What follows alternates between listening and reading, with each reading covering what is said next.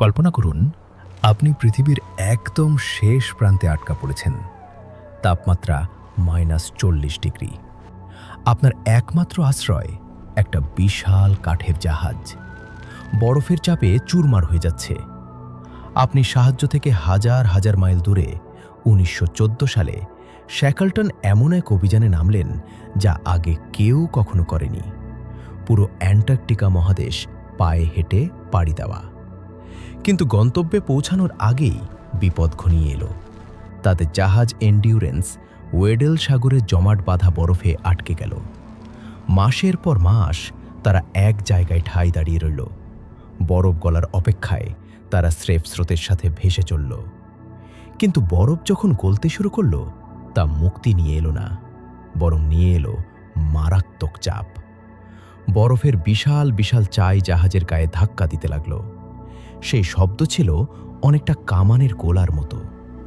রাতের পর রাত ক্রুরা শুনত কিভাবে জাহাজের শক্ত কাঠ মরমর করে ভেঙে যাচ্ছে। শেষ পর্যন্ত বরফেরই জয় হলো। একটা ডিমের খোসার মতো চুরমার হয়ে গেল এন্ডিউরেন্স। শ্যাকলটন আদেশ দিলেন, জাহাজ ছেড়ে দাও। বরফের ওপর দাঁড়িয়ে তারা দেখল তাদের একমাত্র আশার আলো কিভাবে অতল কালো পানির নিচে তলিয়ে যাচ্ছে। এখন সেই 28 জন মানুষ স্রেফ এক টুকরো ভাসমান বরফের ওপর বাস করছে। তাদের সাথে ছিল সামান্য কিছু খাবার আর 3টা ছোট লাইফ বোট। কয়েক মাস তারা সেই বরফের ওপর তাঁবু খাটিয়ে কাটালো। কেউ জানত না কখন মাঝরাতে পায়ের নিচের বরফ ফেটে আলাদা হয়ে যাবে।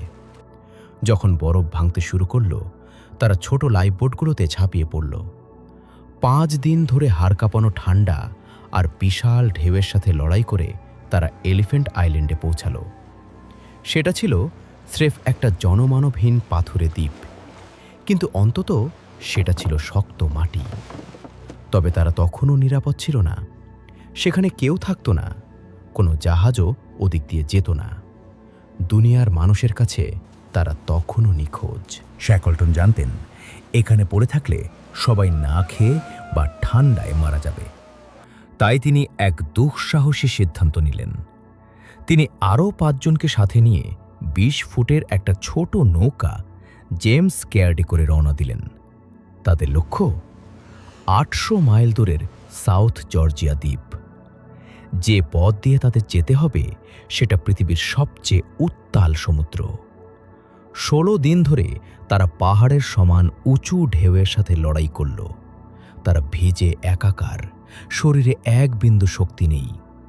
শেষ পর্যন্ত অলৌকিকভাবে তারা দ্বীপে পৌঁছালো। কিন্তু একটা সমস্যা ছিল। তারা নেমেছিল দ্বীপের এমন এক পাশে যেখানে কেউ থাকে না। সাহায্যের জন্যে তাদের পার হতে হতো খাড়া বরফে ঢাকা পাহাড়, যা আগে কেউ কখনো টপকায়নি। স্রেফ কয়েকটা দড়ি আর জুতোর নিচে গেঁথে নেওয়া কয়েকটা পেরেক সম্বল করে তারা টানা 36 ঘন্টা পাহাড় বাইল। বাইখন তারা তিমি শিকারীদের স্টেশনে পৌঁছালো, তাদের দেখে চেনার উপায় ছিল না। সারা শরীর নুন আর ময়লায় মাখামাখি। শ্যাকলটন এক মুহূর্ত দেরি না করে একটা জাহাজের ব্যবস্থা করলেন বাকিদের উদ্ধারের জন্য। 3 বার বরফের কারণে ফিরে আসতে হলেও চতুর্থবার তিনি সফল হলেন। এলিফ্যান্ট আইল্যান্ডের কাছাকাছি গিয়ে শ্যাকলটন পাড়ে দাঁড়িয়ে থাকা মানুষদের গুনতে শুরু করলেন। তিনি চিৎকার করে জিজ্ঞেস করলেন, সবাই কি ভালো আছো? ওপাশ থেকে উত্তর এলো, সবাই নিরাপদ, সবাই ভালো আছে। প্রায় 2 বছর বরফে নিখোঁজ থাকার পর কোনো এক জাদু বলে 28 জন মানুষের প্রত্যেকে বেঁচে বেঁচে ফিরল। শ্যাকলটন অ্যান্টার্কটিকা পাড়ি দেওয়ার অভিযানে হয়তো হেরে গিয়েছিলেন, কিন্তু তিনি তার চেয়েও বড় কিছু করে দেখিয়েছেন।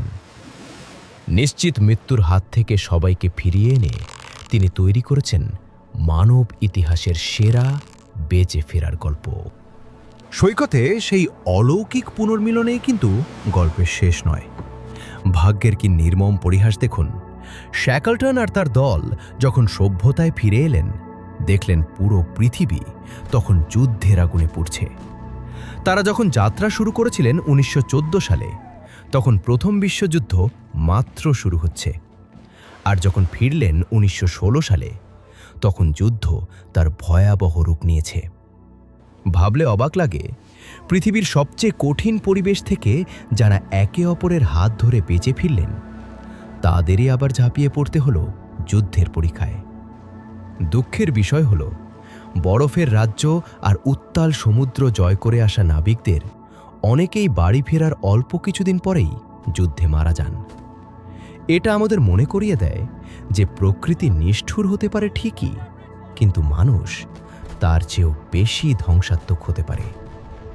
এই মহাকাব্যের একটা ভুলে যাওয়া অধ্যায়ও আছে, যাদের বলা হয় রস সি পার্টি। শ্যাকলটন যখন অ্যান্টার্কটিকার এক প্রান্তে জীবনযুদ্ধে লড়ছিলেন, তখন অরোরা নামের আরেকটি জাহাজ মহাদেশের অন্য প্রান্তে একটি দলকে নামিয়ে দেয়। তাদের কাজ ছিল শ্যাকলটনের জন্য খাবার আর রসদ জমিয়ে রাখা, যাতে তিনি মহাদেশ পাড়ি দেওয়ার সময় সেগুলো ব্যবহার করতে পারেন। তারা জানতেনই না যে এন্ডিউরেন্স জাহাজটি ডুবে গেছে।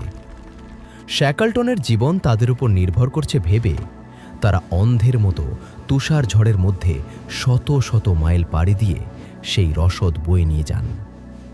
স্কার্ভি রোগ আর অনাহারে ভুগেও তারা তাদের কথা রেখেছিলেন, ঠিক জায়গায় খাবার পৌঁছে দিয়েছিলেন। কিন্তু এর জন্য চড়া মূল্য দিতে হয়। তাদের দলনেতা সহ 3 জন প্রাণ হারান। যে নেতা কখনোই আসবেন না, তার জন্য তাঁরা সব কিছু ত্যাগ করেছিলেন। সেই যুগে দায়িত্ব আর বিশ্বস্ততার এর চেয়ে বড় উদাহরণ আর হয় না। আর দলের নেতা স্যার আর্নেস্ট শ্যাকলটন, তিনি লোকালয়ে ফিরেও মনে শান্তি পাননি। সাধারণ জীবন, ব্যবসা বাণিজ্য এসবের মধ্যে তিনি যেন দমবন্ধ অনুভব করতেন। বরফের নেশা তার রক্তে মিশেছিল।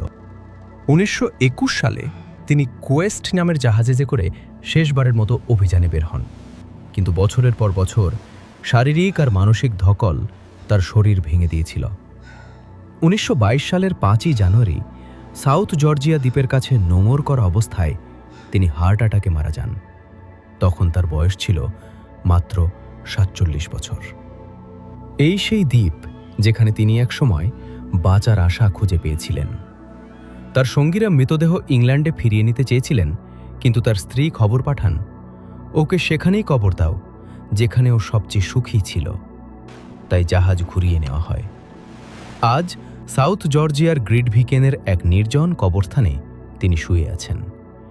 সেখানকার সব কবর পূর্ব দিকে মুখ করা হলেও শ্যাকলটনের কবর দক্ষিণ দিকে ফেরানো, সেই অ্যান্টার্কটিকার দিকে যে সাদা মরুভূমি ছিল তার সারা জীবনের ধ্যান জ্ঞান। 100 বছর ধরে এন্ডিউরেন্স জাহাজের ধ্বংসাবশেষ পৃথিবীর সবচেয়ে গভীর আর হিমশীতল অন্ধকারে হারিয়েছিল ওয়েডেল সাগরের 10,000 ফুট নিচে। অনেকে বলেছিল ওটা আর কোনোদিন খুঁজে পাওয়া যাবে না, বরফ ওখানে বড্ড পুরু আর জায়গাটা খুব দুর্গম। কিন্তু 2022 সালের মার্চ মাসে ইতিহাস আবার ফিরে এলো।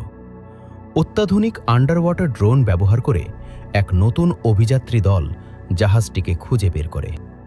যে ছবিগুলো তারা পাঠালো তা দেখে পুরো বিশ্ব চমকে গিয়েছিল। এন্ডিউরেন্স কোনো ভাঙাচোরা ধ্বংসস্তূপ হয়ে পড়েছিল না। বরফ শীতল আর অক্সিজেনহীন পানির কারণে জাহাজটি সাগরের তলায় একদম সোজা হয়ে দাঁড়িয়েছিল, যেন গতকালই ডুবেছে। জাহাজের চাকাটা জায়গা মতোই ছিল, রং পর্যন্ত বোঝা যাচ্ছিল।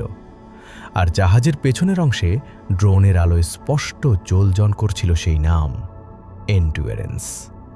আর তার নিচে একটা তারা। ওটা যেন এক ভুতুড়ে জাহাজ, সর্বকালের সেরা বেঁচে থাকার গল্পের এক অবিকল সাক্ষী হয়ে আছে। এই আবিষ্কার অতীত আর বর্তমানের মধ্যে একটা সেতু তৈরি করে দিল। এটা আমাদের মনে করিয়ে দেয় কেন এই গল্পটা আজও এত জীবন্ত। এটা শুধু বরফ আর তুষারের গল্প নয়, এটা নেতৃত্বের এক অসাধারণ পাঠ। শ্যাকলটন মহাদেশ জয় করতে পারেননি, তিনি সোনাদানা বা নতুন কোনো ভূখণ্ড নিয়ে আসেননি। তার বিজয় এটাই যে চরম বিপর্যয়ের মুখেও তিনি হতাশাকে জিততে দেননি।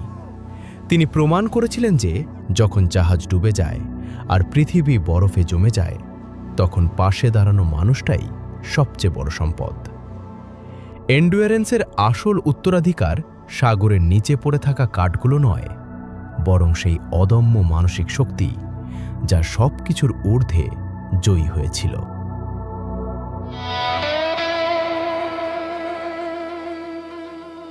Almost gone.